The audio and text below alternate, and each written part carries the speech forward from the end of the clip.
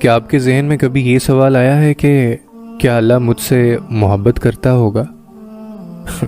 میرے ذہن میں یہ سوال کئی بار آتا ہے، بلکہ یہ سوال اکثر میرے ذہن میں گردش کرتا ہے۔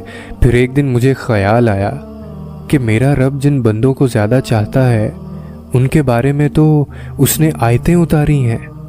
سو میں قرآن مجید کھول کر بیٹھ گیا اور میں نے ڈھونڈا تو پہلی آیت ملی کہ وہ صبر کرنے والوں سے محبت کرتا ہے۔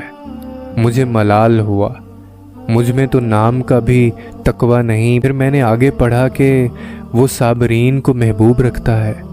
مجھے اپنے بے صبرے ہونے پر شدید افسوس ہوا۔ مزید آگے بڑھا تو جانا اللہ مجاہدین، کوشش کرنے والے سے محبت کرتا ہے۔ میں نے جانا کہ میں کم ہمت اور حوصلے والا ہوں اور بہت نازک بھی۔ پھر آگے بڑھا تو کیا پڑھتا ہوں کہ وہ احسان یعنی نیک اعمال کرنے والوں کو پسند کرتا ہے، مگر میں اس سے بھی بہت دور رہا ہوں۔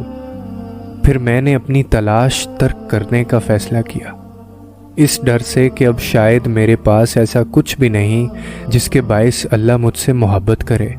اس کے بعد میں نے اپنے اعمال کو کھنگالا تو سب فطور اور گناہوں سے آلودہ تھے۔ پھر اچانک میری نظر اللہ کے ایک اور پیغام پر پڑی جس میں وہ کہتا ہے کہ بے شک اللہ توبہ کرنے والوں سے محبت رکھتا ہے۔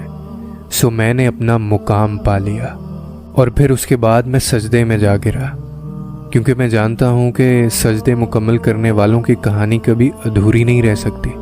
اور پھر میں اللہ سے باتیں کرنے لگا، کیونکہ میں یہ بھی جانتا ہوں کہ اللہ سے باتیں کرنے والوں کی بات نصیب سے کبھی بگڑ نہیں سکتی۔ اور پھر میں نے خود کو سمجھایا کہ کتنی بہتریاں ہیں اس دیری میں، یہ ابھی تمہاری عقل سمجھ نہیں سکتی۔ اور پھر میں دعا کرنے لگا، کیونکہ میں جانتا ہوں کہ نصیب کی یہ چالیں میری دعاؤں سے کبھی جیت نہیں سکتی۔ اور یہ جو دنیا والوں کا مجھے ڈر تھا یہ بھی ختم ہو گیا، کیونکہ دنیا لاکھ رکاوٹیں ہی کیوں نہ کھڑی کرے پر اللہ کے بنائے گئے وسیلوں سے نہیں لڑ سکتی۔ اور پھر اچانک میرے ذہن میں ایک خیال آیا کہ یوسف علیہ السلام کو 40 سال بعد یعقوب تک لایا گیا، تو پھر کیوں سوچ رہے ہو تم کہ تمہاری کچھ لمحوں کی گمی ہوئی چیز واپس نہیں مل سکتی؟ بس جان رکھو کہ اللہ کا بس ایک ہی حکم کافی ہے،